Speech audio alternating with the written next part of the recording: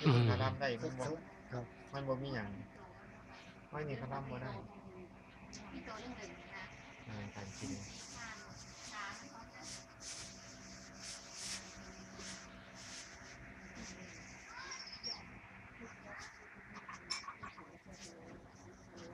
ผู้ผ่านนั้นเมื่อนี้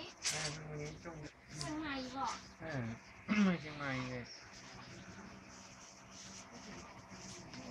วันนี้มาง่ายได้ป่ะนี่ ฮะ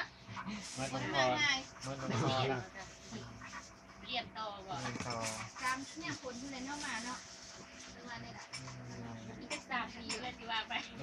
เพราะว่ามามันดินรถมันอย่างนี้หรอกคิดถึงเมื่อยได้ขี้งออยู่ เมาแต่รถ